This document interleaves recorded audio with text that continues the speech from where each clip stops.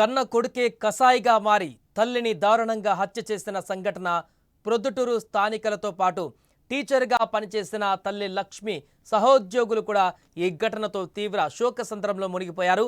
మొన్నటి వరకు తమతో కలిసి పనిచేసిన లక్ష్మి మరుసటి రోజే కొడుకు చేతిలో హతమవ్వడం వారిని తీవ్రంగా కలవరపెడుతోంది. మృతురాలు లక్ష్మి తమతో ఎంతో ఆప్యాయంగా ఉండేదో ఆమె కొలీగ్లు గుర్తు చేసుకుంటున్నారు.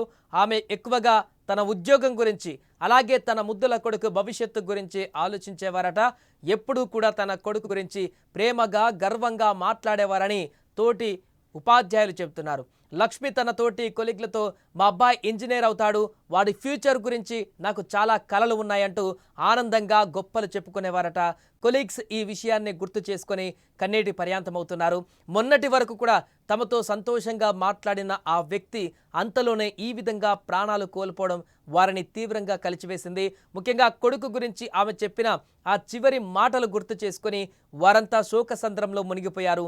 ఎప్పుడూ కూడా తన కుటుంబ విషయాలు కొలీగ్స్కు చెప్పని లక్ష్మి కొన్ని రోజుల క్రితం తన కొడుకు ఇంజనీర్ చదువుతున్నాడని, భవిష్యత్తులో మంచి ఇంజనీర్ అవుతాడని చెప్పుకువచ్చింది. ఒక తల్లిగా లక్ష్మి తన కొడుకు యశ్వంత్ గురించి ఎంతో గొప్పగా అద్భుతంగా కలలు కన్నారట. అతడిపై ఉన్న ప్రేమను నమ్మకాన్ని తోటి కొలీగ్స్కు చెప్పి సంతోషపడ్డారు. కానీ ఆమె కొడుకు యశ్వంత్ మనసులో మాత్రం పగ పెంచుకున్నాడు. తన కన్న తల్లిపైనే ద్వేషాన్ని పెంచుకున్న ఆ కసాయి కొడుకు తన తల్లి లక్ష్మి గొంతు కోసి దారుణంగా హత్య చేశాడు. ఇంతటి దారుణానికి పాల్పడిన యశ్వంత్కు తన కన్న తల్లిని చంపేందుకు చేతులు ఎలా వచ్చాయని ఇప్పుడు అంతా అనుకుంటున్నారు.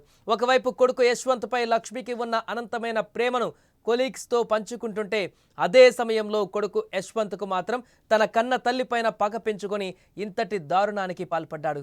ఏదేమైనా ఈ ఘటన ఒక్కసారిగా రాష్ట్ర వ్యాప్తంగా సంచలనంగా మారింది. కన్న కొడుకే తల్లిని ఇంత దారుణంగా హత్య చేయడం అనేది ప్రతి ఒక్కరి హృదయాలని కలిచివేస్తోంది. చదువుకుంటున్నాడు మేడం, సాఫ్ట్వేర్ జాబ్ కోసం ప్రయత్నం చేస్తున్నాడు అని చెప్పేది. చదువుకుంటున్నాడు మేడం, సాఫ్ట్వేర్ జాబ్ కోసం ప్రయత్నం చేస్తున్నాడు అని చెప్పేది.